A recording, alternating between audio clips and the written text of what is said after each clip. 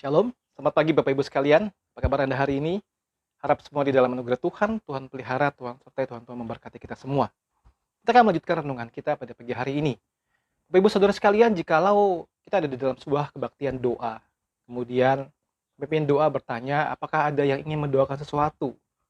Lalu ada satu orang, bapak-bapak, kita katakan saja namanya Bapak A. Dia berdiri dengan lantangnya, dia berkata begini, ya Tuhan, berkatilah gerejaku, perluaslah gerejaku, mohon tangan Tuhan menyertai. Kemudian orang itu duduk, muncul orang yang kedua, kita sebut saja Bapak B. Bapak B ini seorang yang sangat kaya raya. Dia berdiri dengan lantangnya, dia berdoa begini, ya Tuhan berkatilah aku, berkatilah usahaku, bisnis dan pekerjaanku. Punya rencana mau mengembangkan toko yang kelima, kirim anak studi di Amerika. Mohon tangan Tuhan menyertai dan menjauhkan dari sakit penyakit. Amin. Dia duduk. Kemudian orang yang ketiga berdiri di belakang dan berseru kepada Tuhan. Dia berdoa seperti ini, ya Tuhan berkatilah aku. Aku sudah 6 bulan nunggak uang sekolah, berikan pekerjaan yang stabil untukku, sembuhkan juga sakit orang tuaku. Amin. So, sekalian, kalau kita ada di sana bersama-sama dengan mereka berdoa, kita mendengarkan doa Bapak A, Bapak B, dan Bapak C. Kira-kira apa respon kita? Kita mungkin akan berkata, Bapak itu orang yang cinta Tuhan. Dia berdoa untuk pekerjaan Tuhan, cinta gereja, berdoa untuk gereja Tuhan. Doa yang sangat indah. Kita mungkin akan langsung berkata, Bapak B orang yang egois. Dia berdoa untuk usahanya, untuk bisnisnya, untuk tokonya yang kelima, anaknya mau sekolah di luar negeri. Ini egois sekali, doa yang sangat kekanak-kanakan. Dan mungkin juga kita berkata dalam hati kita, ini orang yang C ini, ya sudahlah, cukup fair lah. Dia butuh segala sesuatu dan dia berdoa, ya sedikit kurang egois lah, karena dia memang sedang posisinya sulit sekali. Saudara, apa bedanya doa ketiga orang tersebut? Siapa kita yang bisa menilai doa seseorang itu rohani atau tidak rohani? Egois atau tidak egois? Apa ada yang salah dengan doa-doa tersebut, Bapak Ibu sekalian? Kita sudah banyak belajar tentang doa di dalam tokoh-tokoh Alkitab dan juga dari Martin Luther. Kemudian semua itu mengajarkan prinsip-prinsip doa yang penting di dalam kehidupan iman kita sehari-hari. Saudara, di dalam Mazmur, di luar kitab Mazmur, ada 650 doa yang dicatat di dalam Alkitab. 650 doa. Dan 400 doa itu dijawab oleh Tuhan.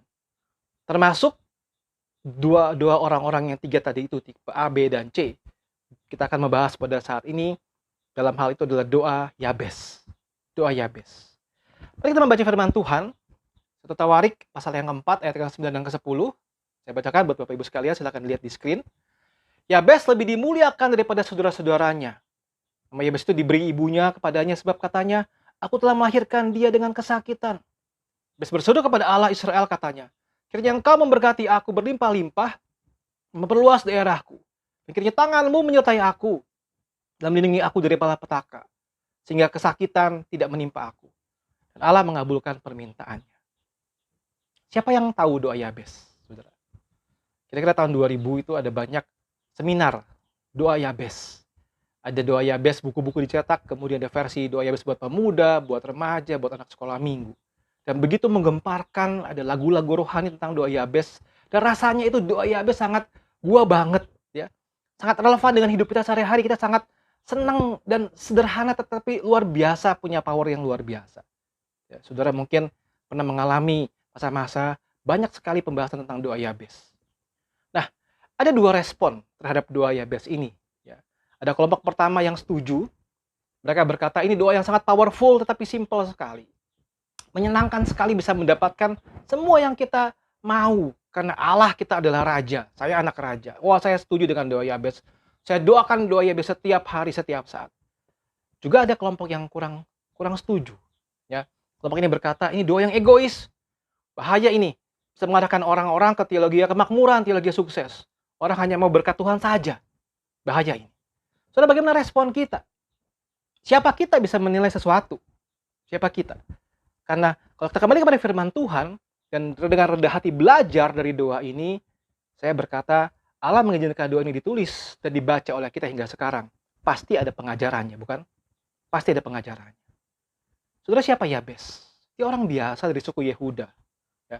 Namanya cuma disebut 2 kali di dalam ayat tadi di atas itu. Yabes punya arti itu sakit. Ya, ia membuat sakit. Ia itu Yahweh. Yahweh membuat sakit. Kenapa begitu? Karena waktu ibunya melahirkan dia itu dengan kesakitan sekali dan menamai anak itu Yabes. Saudara, ini sangat lucu sekali ya. Biasanya kalau kita orang tua kan menamakan anak kita kan nama-nama yang bagus-bagus ya. Coba siapa di sini Bapak Ibu yang menamakan anaknya misalnya Malang ya, atau Malapetaka ya, Sengsara, kan nggak ada ya. Semua pasti memberikan nama yang bagus-bagus. Kita lihat kamus-kamus nama-nama indah dalam bahasa apapun itu. Kemudian satu doa kita adalah agar anak kita itu seperti yang kita doakan namanya terjadi, ya kan? Mana ada yang memberikan nama Yabes, nama-nama yang penuh dengan makna yang sengsara, tidak ada. Tetapi ibunya memberikan nama Yabes. Saya nggak tahu apa background-nya, apakah dia punya dendam kepada si baby Yabes ini, atau memang dia memberikan sebuah peringatan buat diri dia bahwa dia sengsara sekali, menderita sekali. Tapi kita bayangkan Yabes kecil sampai besar bertumbuh dengan panggilan nama Yabes, seperti nama sengsara, ya, nama kesakitan, nama kutukan seperti itu. Nah, dalam posisi seperti itu, saudara, kita melihat di sini Yabes berdoa. Dia berdoa. Apa yang dia doakan? Ada 4 hal yang dia doakan. Yang pertama, dia berdoa agar Tuhan memberkati dia dengan limpah. Yang kedua, dia berdoa supaya Tuhan memperluas daerahnya. Yang ketiga, dia berdoa supaya tangan Tuhan menyertai hidupnya. Yang keempat, dia berdoa agar Tuhan melindungi dirinya dari malapetaka dan sakit penyakit. Saudara, siapa yang tidak paham isi doa ini? Ini doa sangat gua banget kan ya?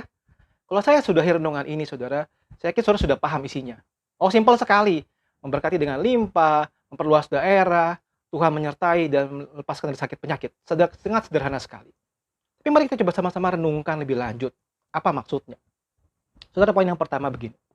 Yabes tahu kepada siapa dia berdoa. Dia berdoa kepada Allah Israel. Dia menyebutkan Allah Israel, Allah yang membebaskan umatnya dari Mesir, Allah yang menyertai kehidupan umatnya sampai masuk ke dalam tanah perjanjian, tanah Kanaan. Allah yang maha kuasa, Allah yang maha berdaulat, Allah yang mengintervensi kehidupan umatnya. Coba kita kembali renungkan, saudara. Kalau kita berdoa, kita kenal nggak sama Allah yang kita doa kepadanya? Knowing God, knowing self. Semakin kita mengenal Allah kita tahu karakter, kita tahu dirinya, semakin kita bisa tahu siapa diri kita. Dan Yabes berdoa kepada Allah yang tepat. Dia tahu kepada siapa dia berdoa, kepada Allah Israel. Saudara, kita sudah membayangkan, merenungkan tentang para ratus Nabi Baal berdoa dengan sungguh-sungguh, tetapi doanya salah kepada Allah yang salah. Sehingga doanya tidak dikenal, tidak didengar oleh Allah itu. Tapi Yabes tahu kepada siapa dia berdoa, kepada Allah Israel. Saudara, tahukah kepada siapa Anda berdoa? Yang kedua, Yabes juga tahu siapa dirinya. Saudara, tadi saya katakan knowing God, knowing self. Dia tahu siapa dirinya. Dia tahu dia punya makna hidup sengsara, sakit penyakit, tapi dia memohon kepada Allah untuk bisa mengubah hidupnya, memberkati hidupnya. Ini urusan yang sangat urgent, saudara. Penting sekali. Kebutuhan yang sangat besar, bukan sekedar sebuah keinginan, saudara. Saudara, seorang penafsir ada yang memberikan pemahaman seperti ini. Apa urgentnya jikalau seorang yang sakit itu, dia punya uang banyak untuk ke rumah sakit, dia berdoa minta sembuh. Dibandingkan dengan orang yang tidak punya uang sama sekali, dan dia sakit harus masuk ke rumah sakit. Saudara, mana yang punya urgensi lebih besar dalam berdoa? Tidak berarti orang yang kaya tidak perlu berdoa, tidak perlu ke rumah sakit, tidak. Mereka pun perlu berdoa. Tapi ada urgensi yang lebih dibandingkan dengan orang yang lebih miskin, saudara. Dia lebih punya urgensi karena dia tidak punya uang. Sungguh-sungguh berdoa kepada Tuhan. Nah, Yabes seperti itu, kehidupannya begitu sulit, saudara. Hingga dia berkata, Tuhan, seolah ingin mengatakan, Tuhan lepaskan aku dari nama ini, saudara. Seolah lepaskan aku dari kutukan ini, dan mohon Tuhan mengubah hidupku. Itu doa Yabes. Tidak serta-merta doa minta sukses saja. Saudara harus lihat konteksnya. Yabes yang mengalami kesulitan luar biasa. Poin yang ketiga, Yabes berdoa dengan sederhana, tapi dia berani dan sungguh-sungguh beriman kepada Allah.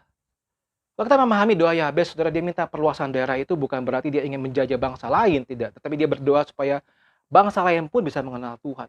Dia berdoa dengan sangat sederhana, dia berdoa dengan berani, dan dia sungguh-sungguh beriman kepada Allah.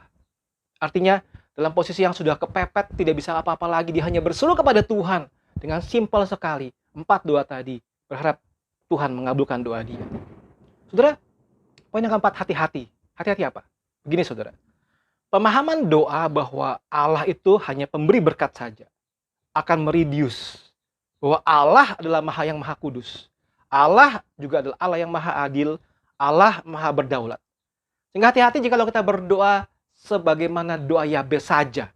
Tanpa pemahaman tentang Allah yang utuh, maka kita akan mereduce Allah sendiri. kita akan salah, kita akan menjadi orang-orang yang hanya memilih-milih ayat yang enak-enak saja untuk kita terapkan dalam hidup kita sehari-hari. Salah satu kritik terhadap buku doa Yabes adalah karena dari dua ayat itu mereka membangun sebuah teologi doa.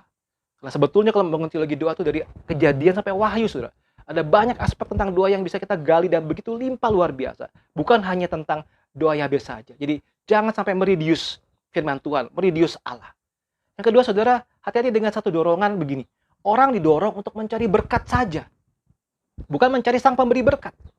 Kalau kita melihat doa Yabes dan kita menafsir sesaat saja, kita merasa, oh semuanya minta yang enak-enak saja, minta berkat, minta berkat. Tapi jangan lupa saudara, yang lebih penting adalah kita harus berdoa cari si pemberi berkat. Kita berdoa minta si pemberi berkat. Saudara, yang ketiga yang berbahaya adalah doa akan jadi sebuah mantra, saudara. Ya, seperti sebuah mantra ya. Berdoa supaya Tuhan memberkati dengan limpah, Tuhan memperluas daerah, Tuhan menyertai, kemudian Tuhan memberikan kesehatan jauh dari sakit penyakit. Di sebuah mantra, saudara. Hati-hati. Sekali lagi saya katakan bahwa doa itu bukan cuma aspek itu saja. Lalu yang keempat, saudara, hati-hati dengan motivasi doa. Ambisi yang tidak kudus. Me center. Aku. Yang semuanya tentang aku. Saudara, ambisi yang kudus itu adalah berdoa bukan untuk membangun kerajaan pribadi, bukan untuk popularitas diri pribadi, tetapi untuk kemuliaan Tuhan. Sehingga orang-orang yang kaya pun boleh berdoa. Minta berkat Tuhan, silakan. Orang-orang yang miskin pun boleh berdoa minta berkat Tuhan. Tapi semua bukan demi man center. Tapi untuk apa? Untuk kemuliaan Tuhan. Itu doa yang benar. Jadi hati-hati di dalam kita berdoa dan motivasi doa kita. Saudara, sebagai penutup, saudara, saya akan mengajak kita melihat 2-3 hal. Ya. Yang pertama adalah begini. Boleh nggak sih saya berdoa minta berkat?